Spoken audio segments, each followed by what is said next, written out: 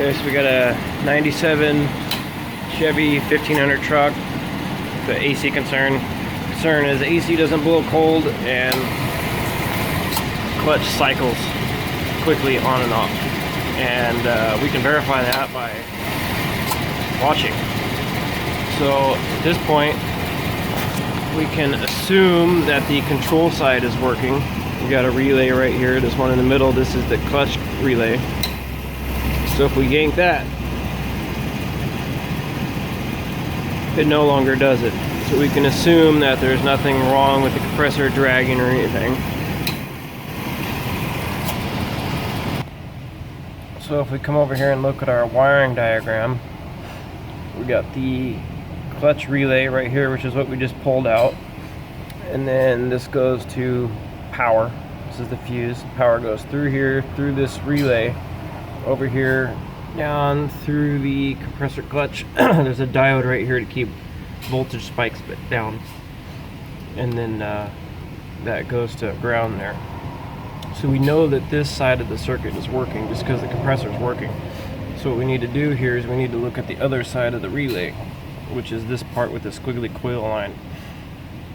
So see, what do we got here? We got power, runs down through some stuff that changes depending on yours, through the coil, and then this vehicle control module, VCM. It's like a BCM, or basically all it does is it takes inputs and controls the outputs, in this case being the AC compressor. So what do we got over here? We got a cutout switch and a cycling switch. So let's take a look at those. So here is our cycling switch on the side of the accumulator, and if we go ahead and pull that out, the compressor stops, which is exactly what we figured it would do. Now what this does is controls the BCM into turning on or off the clutch depending on what the temperature is inside, not the temperature, but the pressure inside the accumulator. So if we look here, see it's all oily. Now what has happened here is this cycling switch over time has leaked, and all this stuff here that we're seeing is PAG oil from the system. So in just a couple minutes we've effectively isolated the problem here. So what do we have to do from here? Well, we have to evacuate the system using an AC machine, and we need to replace that cycling switch, and then use the AC machine to recharge it. Now you never ever want to use one of those AC fix-all bottles in a can bottles, whatever you get at auto parts store, because they contain a sealer. And what that does is that sealer, for example, if this leak wasn't repaired, that sealer would come in here and find air and basically turn into like igneous rock. It turns into like JB Weld. So that doesn't sound like a big deal, but in the remote chance that you ever want to actually repair the system in the future and you break that loose and air goes in the system, all of that sealer in the entire system is going to turn rock hard, which means that at that point you're going to have to replace every single component in the AC system, from the evaporator and the dash, accumulator, all the hoses, the compressor, all the lines, and the condenser. So you might think, yeah, well, I'm just going to save, $100 and do this myself and fix it up. But, if you ever actually want to get it fixed, it's going to cost you hundreds and hundreds and hundreds and hundreds and hundreds of dollars to get it fixed. So taking a look at the other input, which is the low-pressure cutout, which is right here. Basically, this just tells the compressor to turn off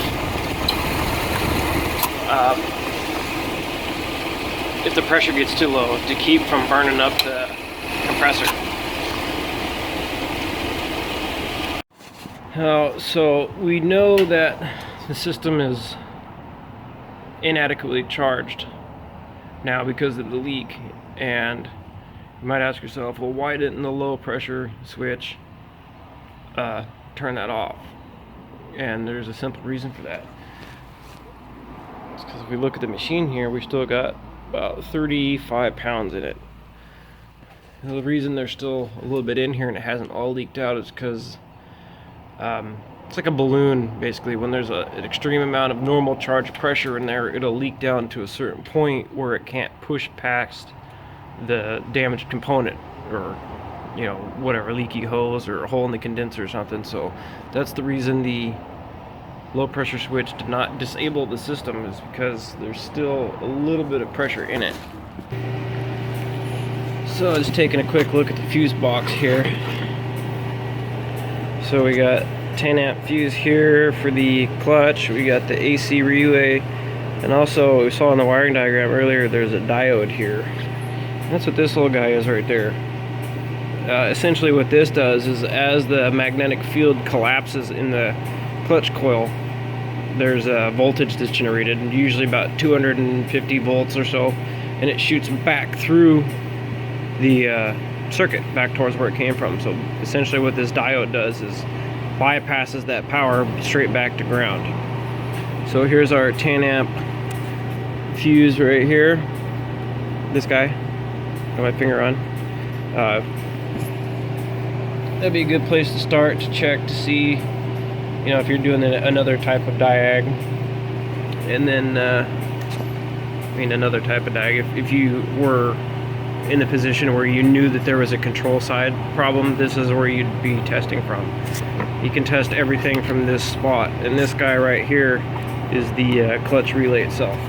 So what can we do from here? Okay, so if we get out our fancy dancy power probe, we can test this fuse right here. Yep, we got power. And let's see, what do we got here? Okay, so this pin right here on the side is our power coming from the fuse, and this one adjacent from it is the driver for the clutch coil. So if we go ahead and juice that up, you can see that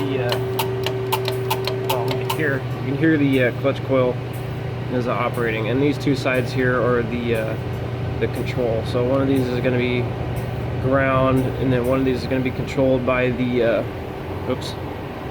Sorry, I'm not left-handed. One of these is controlled by the body control module, and one of these is just going to go to the other side of the circuit.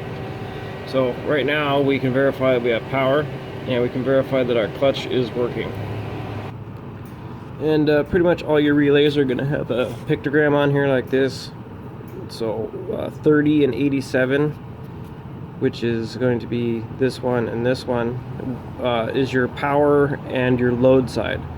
85 and 86 are going to be the control side for the coil. So they're adjacent from each other, so you can put this relay in either way and it doesn't matter. So let's see, what do we got? Machine's done here. Almost. Okay, so we recovered a quarter pound, which is not enough to run the system, and also it's too much for the low pressure switch to open to prevent the system from basically cooking itself, because the system has oil in it that's dissolved in the refrigerant, and as the system cycles it pushes the oil through the system and then into the pump. That's how the pump is lubricated internally, is from the oil that's in the refrigerant. So that's what the point of this switch is right here, is to turn all this off to make sure that this pump doesn't blow up. Okay, so now we got our new aftermarket cycling switch in, charging it up. See what happens here. Alright, saved having to look at that machine, but now look at what we got. Compressor runs, cycles normally.